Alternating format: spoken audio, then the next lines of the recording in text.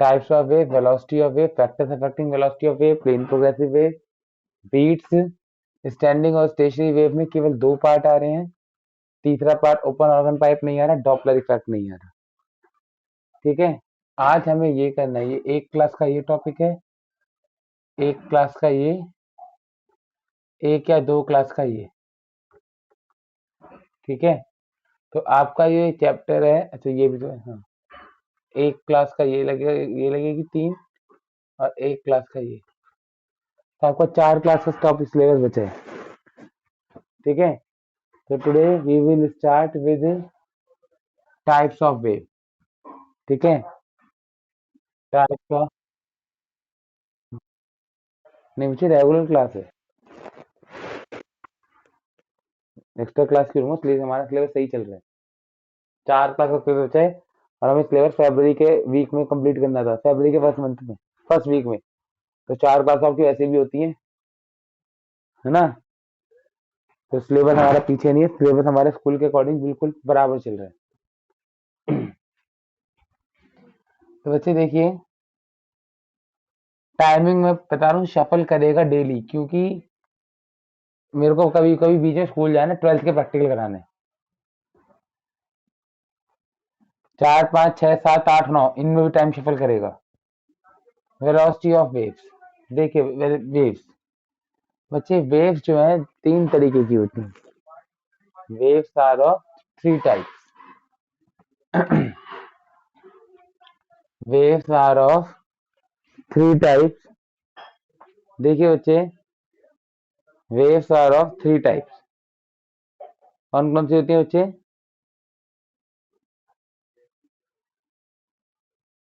हाँ,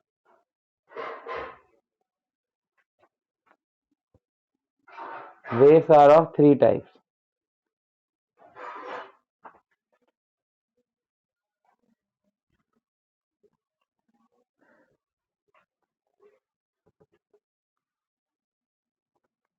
First is mechanical wave. Mechanical wave. Second is matter waves. And the last is EMW. Electromagnetic waves. Electromagnetic waves. तीन तरह की wave होती हैं, mechanical wave, matter wave, electromagnetic wave.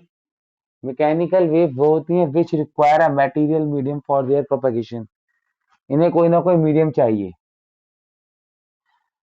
Which require material medium for their propagation, material medium for their propagation। ठीक है बच्चे, ये दो तरीके की होती हैं, एक होता है बच्चे लॉन्गिट्यूडनल, एक होता है ट्रांसवर्स। लॉन्गिट्यूडनल क्या होता है?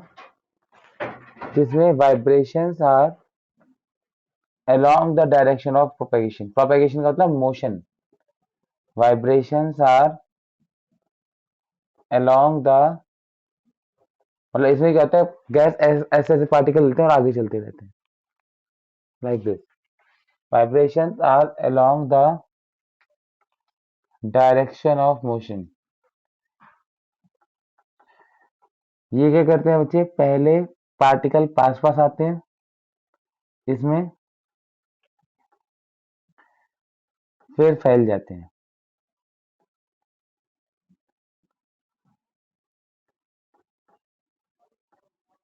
फिर पास पास आते हैं,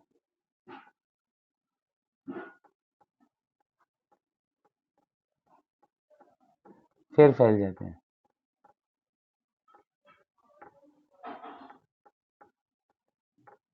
जब पार्टिकल पास पास होते हैं तो उस रीजन को कहते हैं कंप्रेशन, इस रीजन को क्या कहते हैं बच्चे, कंप्रेशन। और जब पार्टिकल दूर दूर चले जाते हैं, this region is called rarefaction, this region is called rarefaction. ऐसे ही बच्चे ट्रांसवर्स वे में देखिए, पार्टिकल ऊपर नीचे मूव करते हैं, इसमें particle vibrations are normal to the direction of propagation. Wave ऐसे चल रही है लेकिन पार्टिकल ऊपर नीचे मूव कर रहे हैं। Vibrations are normal to direction of propagation.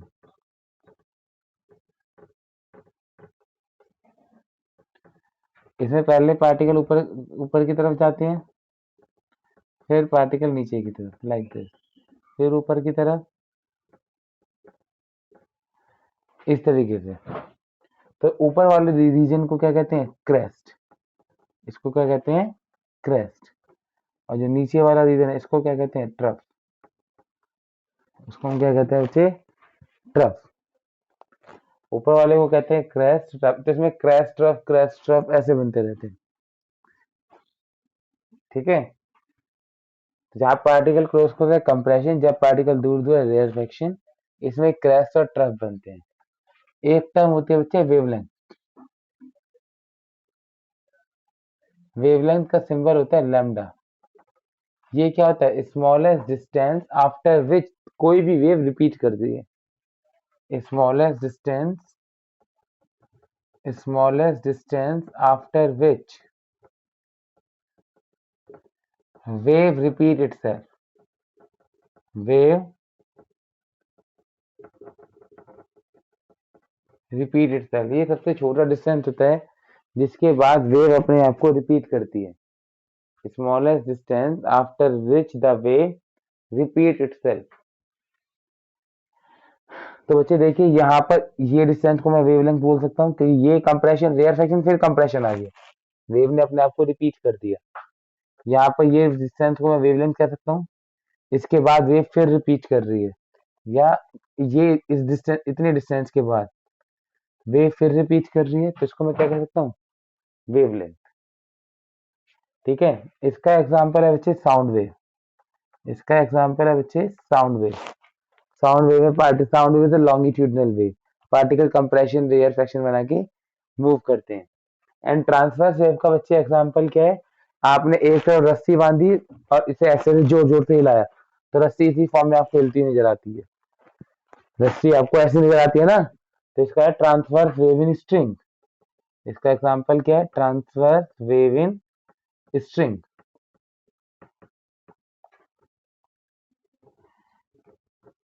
रस्सी देखिए तुमने, ऐसे ऐसे हिलाते हैं तो ऊपर नीचे हिलती हुई दिखाई देती है, तो that is a transverse wave in string. Matter waves. Matter waves क्या होते हैं बच्चे? देखिए मैटर वेव्स आपने पढ़ा है डी ब्रॉगली के अंदर, सेकंड चैप्टर के अंदर आपने पढ़ा होगा, any body in the universe having mass versus dual character that is it can act as wave as well as particle. उसमें डी ब्रॉगली ने कहा था कि इलेक्ट्रॉन और प्रोटॉन के पास वेव नेचर भी होता है, तो उस वेव को मैटर वेव्स कहते हैं। Wave associated with moving particles. Wave associated with moving particles. Wave associated with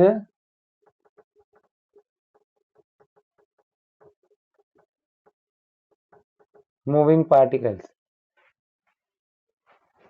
ठीक है। जो आपकी डी ब्रॉगली ने दी थी उन्हें हम कहते हैं मैटेरियल वेव। इलेक्ट्रोमैग्नेटिक वेव, ये तो नाम ही बता रहे हैं कि इलेक्ट्रिक फील्ड भी है और मैग्नेटिक फील्ड भी है और है वेव। इसका तो नाम ही बता रहे सब कुछ कि एक इलेक्ट्रिक फील्ड भी है, मैग्नेटिक फील्ड भी है, लेकिन है क्या ये? वेव। देखिए बच्चे, ये डायरेक्शन ऑफ प्रोपेगेशन है, X axis, Y axis, Z axis. ठीक है। इसमें क्या होता है बच्चे? देखिए प्रोपेगेशन वेलोसिटी तो इस तरफ होगी वेव की, वेव वेलोसिटी वीडब्ल्यू का ना, वेव वेलोसिटी आगे की तरफ होगी, लेकिन इलेक्ट्रोफील्ड, इलेक्ट्रो मतलब इलेक्ट्रिक फील्ड, इसके अंदर इलेक्ट्रिक फील्ड होगी। ये आपकी इलेक्ट्रिक फील्ड है, ये ट्रांसवर्स नेचर की होती है। क्या होता है बच्चे? ट्रांसवर्स नेचर की। और जो इनकी स्पीड होती है, मतलब वेलोसिटी ऑफ जो वेव होती है, वो स्पीड ऑफ लाइट के इक्वली होती है। एग्जाम्पल आपने बहुत सारे पढ़े हैं, infrared rays, visible light, UV light, UV visible micro radio etcetera, visible micro radio etcetera. तो ये तो आपकी इलेक्ट्रिक फील्ड है, ठीक है। मैग्नेट अगर ये वाई एक्सिस में है, ये कौन सी एक्सिस में है, वाई एक्सिस में, तो जो मैग्नेटिक फील्ड है वो कौन सी एक्सिस में होगी बच्चे, जेड एक्सिस में। ये मैग्नेटिक फील्ड है, it will be in the Z axis. Electric field अगर वाई एक्सिस में है तो मैग्नेटिक फील्ड किस में होगी बच्चे, जेड एक्सिस में।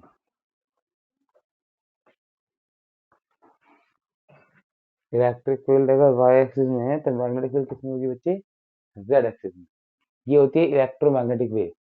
इसमें तीनों परपेंडिकुलर होते हैं, electric field, magnetic field and direction of propagation. देखिए तीनों अलग अलग एक्सिस में ना, एक एक्स में, एक वाई में, एक जेड में है।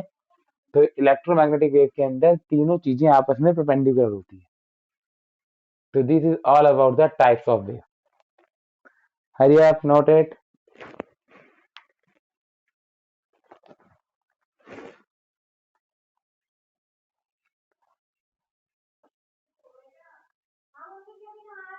हो गया।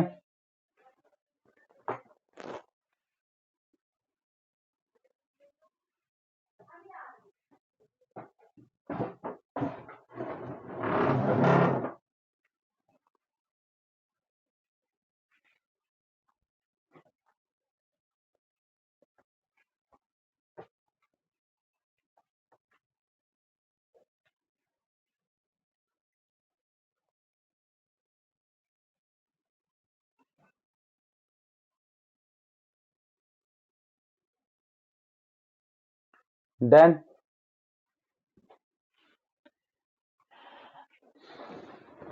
ठीक है बच्चे।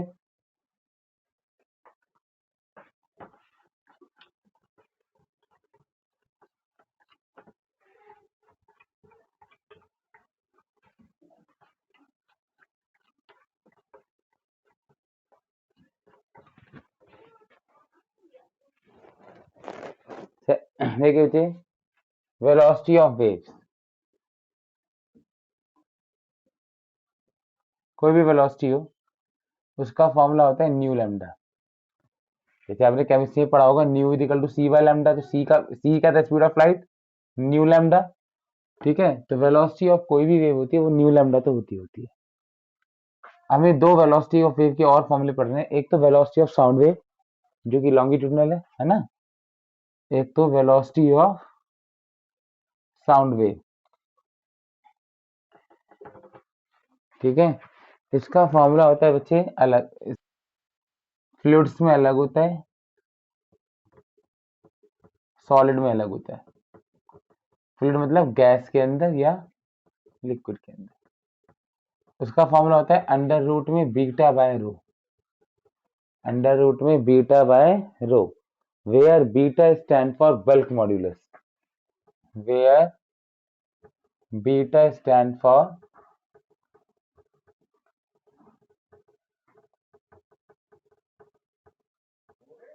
Bulk modulus. आपने क्या इसमें पढ़ा था ना सॉलिड के अंदर कि गैसेस के लिए बल्क मॉड्यूलस का फॉर्मूला क्या हो जाता है, बस minus v delta p by delta v, and rho stand for density of gas, rho stand for density of medium.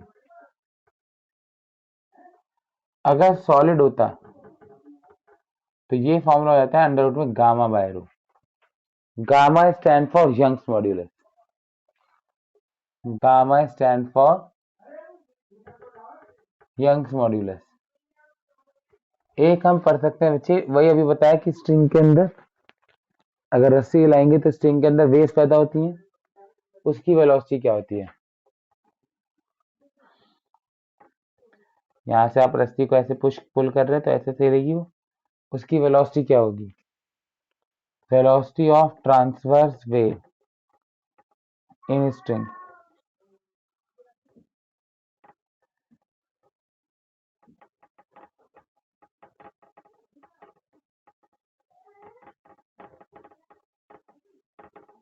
देखो आपने रस्सी को टाइट पकड़ रखा है, इसका मतलब क्या है कि रस्सी के अंदर फोर्स है जिसको हम क्या कहते हैं, टेंशन। रस्सी के अंदर किसी भी रीजन से टेंशन है। T stand for tension in the string. रस्सी का कुछ मास है एंड लेंथ एल है। एक टर्म होती है mu. Mu stand for mass per unit length. Mu stand for mass per unit length m by l। Mu stand for mass per unit length m by l। तो velocity का formula होता है string के अंदर under root में t by mu.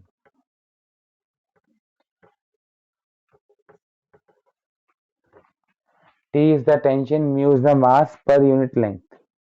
Mu stand for mass per unit length.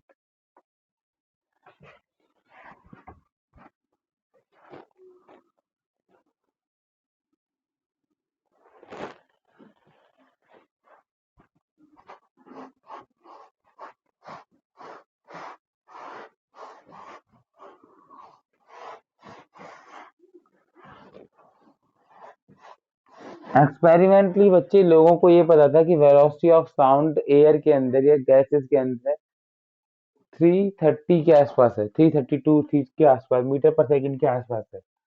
लेकिन practically theoretically practically तो या एक्सपेरिमेंटली तो लोगों को पता था कि वेलोसिटी ऑफ साउंड 332 या 330 मीटर पर सेकंड होती है जनरली रूम टेम्परेचर पे। लेकिन अगर हम थियोरेटिकली ड्राइव करें तो कैसे करेंगे इस बात को? तो ये काम सबसे पहले किसने किया? न्यूटन ने। लेकिन उसका आंसर गलत आया। सबसे पहले वेलोसिटी ऑफ साउंड कॉपी के ऊपर ड्राइव करने की कोशिश की फॉर्मूला न्यूटन ने।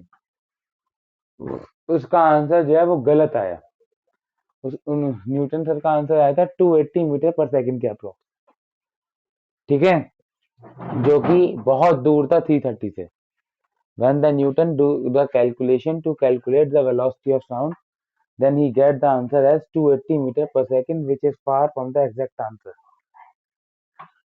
ठीक है, तो उसको बाद में ठीक किया गया। तो ये दोनों टॉपिक भी हमारे सिलेबस में हैं कि न्यूटन ने क्या कैसे किया और न्यूटन सर ने क्या गलती की, उसको बाद में किसने और कैसे ठीक किया वेलोसिटी ऑफ साउंड के फॉर्मूले को।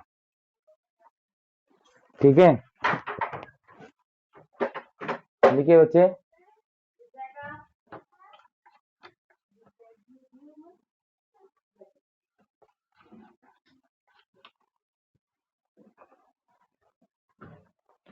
Newton calculation of velocity of sound. Newton calculation of velocity of sound.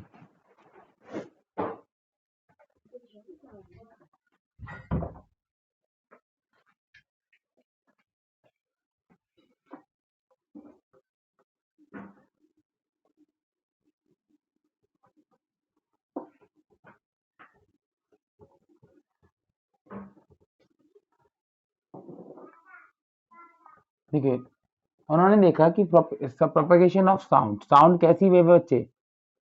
Longitudinal wave. Sound कैसी वेव है? Longitudinal wave. ठीक है, लॉन्गिट्यूडनल वेव होने का मतलब है उसमें कंप्रेशन और रेयर फ्रैक्शन बनते हैं।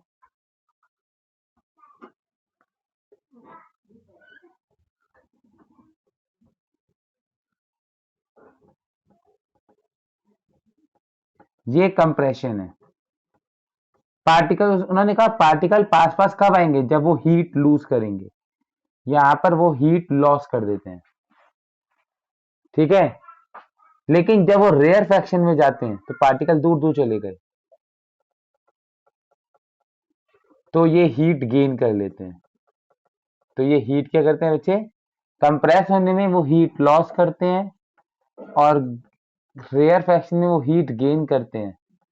लेकिन ओवरऑल टेम्परेचर कांस्टेंट रहता है।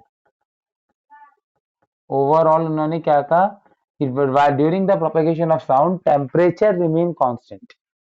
सो ही assume according to Newton during propagation of sound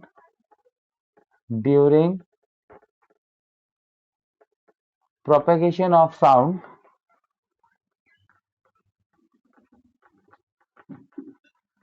temperature remain constant, that is isothermal process, that is propagation of sound is isothermal।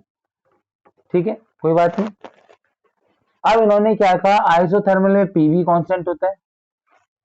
इस इक्वेशन में दो वेरिएबल है पी और वी, इसे डिफरेंशिएट कर दीजिए विद रिस्पेक्ट टू वॉल्यूम या pressure, किसी भी रेस्पेक्ट में कर दीजिए, with respect to volume. dPv by dV is equal to dK by dV। Again product rule लग जाएगा कि अगर दो फंक्शन मल्टीप्लाई में तो उसको होता है सेकंड इंटू में फर्स्ट का डेरिवेटिव प्लस फर्स्ट इंटू में सेकंड का डेरिवेटिव, है ना। तो इन्होंने ये फॉर्मूला लगा दिया, v dP by dV plus p dV by dV, constant का डेरिवेटिव 0, तो ये आ गया p is equal to minus v dP by dV। लेकिन यही मेरा बल्क मॉड्यूलस होता है। अभी तो हमने पढ़ा कि minus v delta p by delta we क्या होता है, बल्क मॉड्यूलस।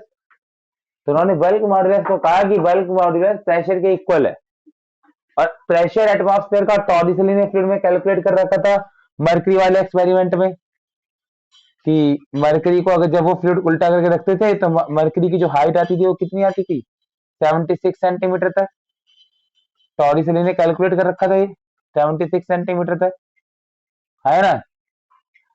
यहाँ पर मरकरी रखते थे, तो उन्होंने कहा प्रेशर, तो मुझे पता है कि प्रेशर कितना होता है, density of mercury G into H 13.6 10⁻³ G is 9.8 into height is 0.76 meter 1.013 10⁵ pascal.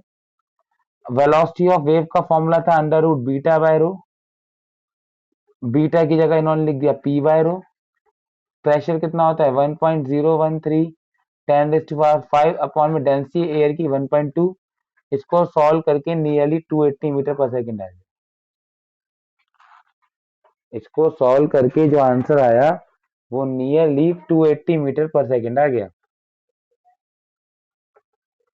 समझ आ रही बात, नहीं आ रही?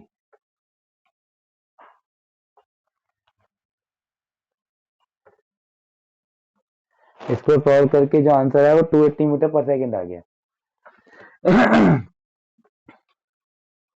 1.013 10⁵ अपॉन में 1.293। तो इसमें एरर कितने परसेंट की थी, अगर आप इसमें परसेंटेज एरर निकालेंगे तो परसेंटेज एरर कितनी आएगी, परसेंटेज एरर एग्जैक्ट नियरली 332 के आसपास है, -280 अपॉन में 332 इंटू 100%, लगभग 16% की एरर रहेगी। It can not be the calculation या एक्सपेरिमेंटल एरर। यहाँ पर बहुत सारी गलतियां थी, तो इस फॉर्मूले को किसने नहीं माना। ये जो फॉर्मूला आया, ये जो मेथड आया, इसको किसी ने माना, लेकिन गलती में ढूंढ पाए, माना नहीं, क्योंकि उन्हें आंसर पता था कि इसमें 16% की एरर है, लेकिन गलत भी प्रूफ नहीं कर पाए। बाद में एक मैथमेटिशियन थे Laplace, Laplace is one of the greatest mathematician, not a physicist. ठीक है, उन्होंने तो गलती से और वो इतने बड़े लेवल के मैथमेटिशियन थे कि उन्होंने मैथमेटिक्स में अपने नाम से एक चैप्टर बना रखा है, लैपलास ट्रांसफॉर्मेशन।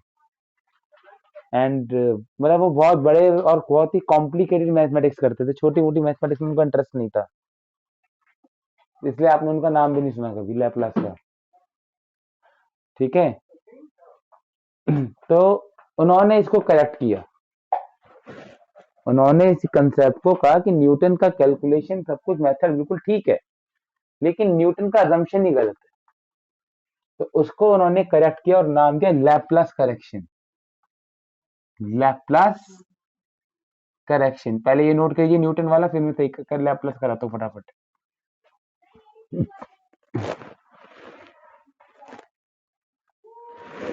फटाफट नोट कीजिए बच्चे, औरों को भी लिखने दो।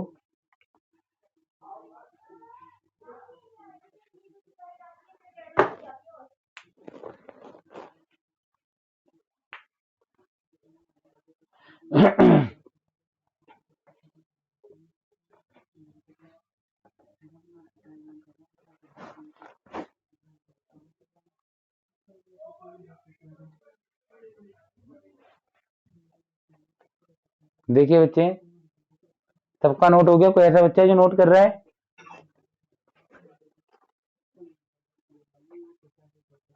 नहीं, ठीक है। लैप्लास करेक्शन, उन्होंने कहा ठीक है साउंड लॉन्गिट्यूडनल वेव है, कंप्रेशन होता है, रेयर फ्रैक्शन होता है, लेकिन dq/dt heat requires some time for exchange. During the propagation, the formation of compression and rarefaction occurs so rapidly that there is no time for heat to exchange. तो यहां पर temperature constant नहीं है, heat constant है, तो process adiabatic है। इन्होंने कहा हमेशा हीट के साथ टाइम जरूर आता है। इन्होंने कहा according to Laplace formation of compression and rarefaction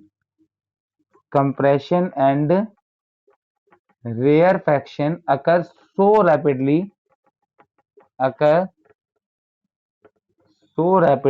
that there is no time for heat to exchange.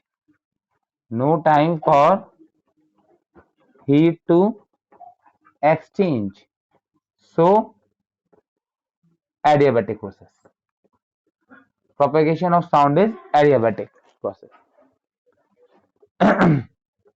और एडियाबैटिक में पीवी की पावर गामा कांस्टेंट होता है। ये गामा न्यूटन भूल गया। कंसेप्ट इनका भी यही था, पूरा डिट्टो सेम रखा इन्होंने। अब इसे वॉल्यूम के रेस्पेक्ट में डिफरेंशिएट कर दिया विद रेस्पेक्ट टू वॉल्यूम। फिर 2 नंबर मल्टीप्लाई में थे, ये बन जाएगा डी पी वी की पावर गामा अपॉन में DV is equal to D K by DV. Again 2 number multiply में है बच्चे, अगर 2 नंबर मल्टीप्लाई में होते हैं तो वही प्रोडक्ट रूल, सेकंड फर्स्ट का डेरिवेटिव प्लस फर्स्ट सेकंड का डेरिवेटिव, ठीक है। तो डेरिवेटिव ऑफ पीवी की पावर गामा बाय डीवी आ जाए, ये हो जाएगा बच्चे वी की power gamma DP by DV plus P derivative of V की power gamma by DV is equal to 0। V की power gamma DP by DV plus P gamma V की पावर गामा -1। एक्स की power N का derivative होता है बच्चे कितना? N x की पावर एन -1। ये फॉर्मूला मैंने लगा दिया यहाँ पर, वी की पावर गामा का डेरिवेटिव लगा दिया गामा वी की पावर गामा -1, ठीक है। तो यहाँ इज इक्वल टू 0, तो ये आ जाएगा बच्चे गामा पी वी की power gamma -1 is equal to minus of V की power gamma DP by DV. तो gamma P is equal to minus of V की पावर गामा अपॉन में वी की power gamma -1 DP by DV. Divide में power minus हो जाती है, minus V DP by DV. तो यही मेरा क्या होता है, बल्क मॉड्यूलस। तो उन्होंने कहा जो बल्क मॉड्यूलस है वो गामा पी है, जो न्यूटन ने गलती से पी ले लिया है, ठीक है। बाकी इन्होंने भी प्रेशर की वैल्यू यही ली, सब कुछ सेम किया, लेकिन जो बीटा की वैल्यू थी वो गामा पुट कर दी। और गामा एयर का कितना होता है? गामा ऑफ एयर इज 1.414 √2 के बराबर होता है। गामा ऑफ एयर कितना होता है बच्चे? √2 के equal. Gamma of air is √2 के इक्वल। तो इन्होंने क्या किया बच्चे, अंडर रूट 1.414 पी की वैल्यू 1.013 10⁵ अपॉन में 1.293। अब आंसर नियरली 332.5 मीटर पर सेकेंड आ गया, विच वॉज करेक्ट।